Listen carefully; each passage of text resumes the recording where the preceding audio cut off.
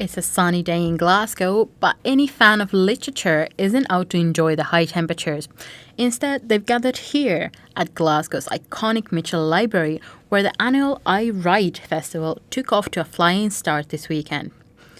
Dubbed as the event of the year for Scottish award-winning writers, poets, artists and fans of any of the above, the festival has been going strong for a decade already. 10th anniversary brings with it a familiar rush as people fill the historic halls of the famous library. Heading the event this year is Bob McDewitt, and we got a quick word with him. Okay, so this is the 10th year that AyeWrite is going on, and you have been a team member throughout the entire journey, but this is your first year as festival programmer.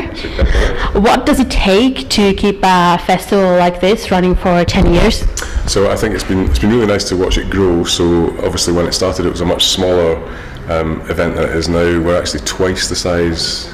The 10th one is twice the size that the first one was, so it's really nice to watch it grow over the years. I think the philosophy behind AyeWrite has always been it's a real festival for the people of Glasgow, so it's always been a festival slightly different to other literary festivals where we've tried to have something for everyone, so there's always quite unusual non-fiction, for example.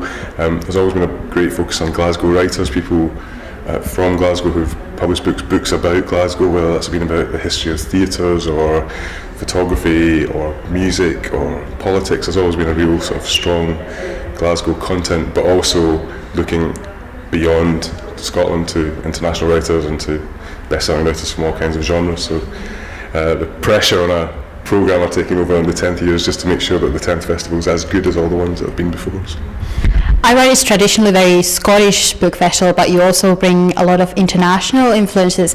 Is there a struggle to keep AyeWrite Scottish, or are you starting to become this traditional literary festival that you can find anywhere in the world? Not a struggle to keep it Scottish. I think obviously it's always a programmer's decision. So for example, this year we have partners with the Confucius Institute, which has brought some Chinese writers to the festival. We have an ongoing partnership with South Africa, so we have some South African writers. But they're a really nice thing to throw into the mix of a festival. The festival is taking place in Glasgow, it's taking place in Scotland.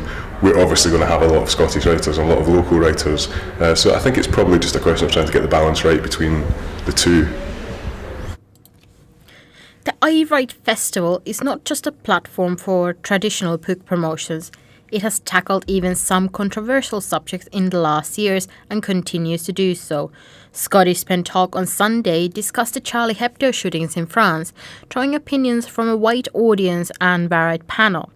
The main question was, has the nature of freedom of expression changed, and are we still Charlie? I really want to draw this distinction between offending and being allowed to offend. What we're talking here is about, just to bring this back, we're here because people were killed because of something they did. But all over the world at the moment, cartoonists, if I can bring it back to my community, as you put it, they're being, in Malaysia and Singapore and Syria, Turkey, loads of places all over, they're being fined, they're being jailed, they're being beaten up, they're being tortured, they're being exiled for only doing exactly the same thing that Charlie Hebdo did.